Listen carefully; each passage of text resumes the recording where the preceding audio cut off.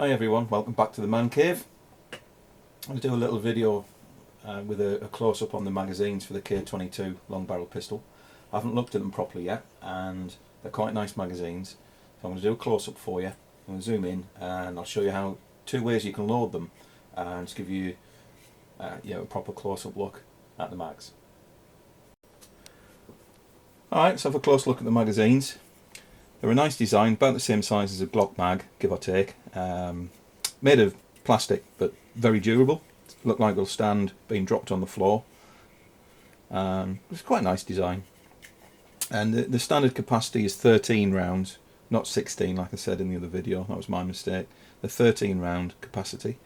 Scott and Feroza of Caledonian Classics, who import these, have a 20 round extension conversion kit coming, which I presume just means you knock out the retaining bar here, the bump stop will come off the mag, and presumably it'll be a shorter spring or something similar. I'm not quite sure yet, but they're due, they tell me, end of January / February 2014. As soon as they're available I'll get one and I'll do a video on it, and that'll give you 20 round capacity magazines. Let's go have a close look at how they fit in the gun. As usual, we'll check it's clear, nothing in the chamber, everything's clear, no problem.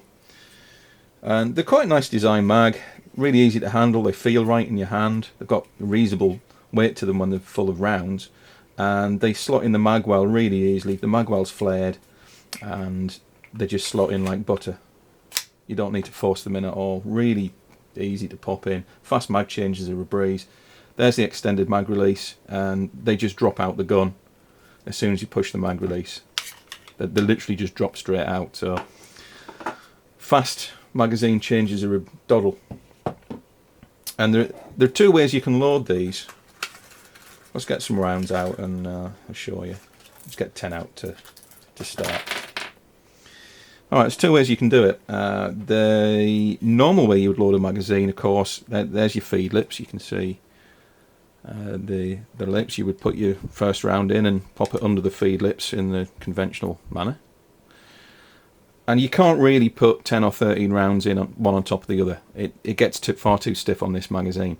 So the correct procedure, which Scott of Caledonian Classic Arms kindly demonstrated to me, is you put the next round in sideways and it pushes the previous round down, and then the back of this round rotates under the feed lips on the magazine.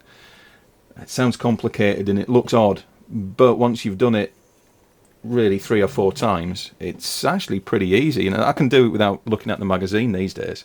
I've only had the gun 3 weeks, but I'm not finding it difficult at all. So I'll show you how to do that. So just pick up the next round, you push that round down with the back of this one, and then it rotates under the feed lips. I want to show you that again. So there's the next round.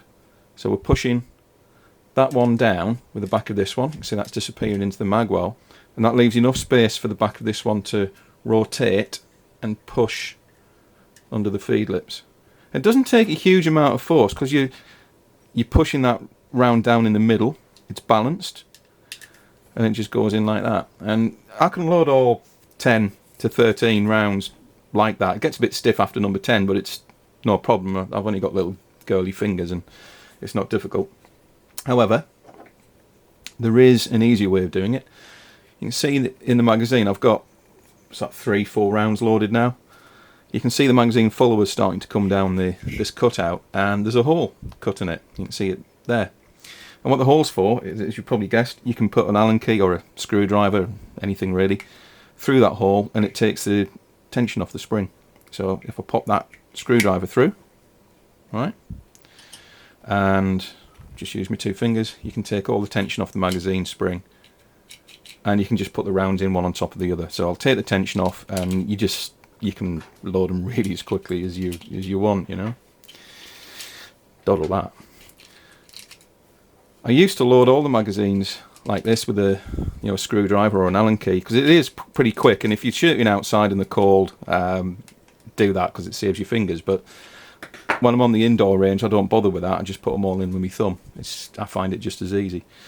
So there's the magazine with 10 rounds in. You can see the rounds only come down to there on the magazine with 10 in. With 13 it's about there. So I presume when the 20 round conversion kit comes, it's going to be somewhere about there. I don't know, we'll see when the kit arrives. Anyway, there's a close look at the magazines for the K22. I like them. They seem robust enough and they work, so yeah, what's not to like?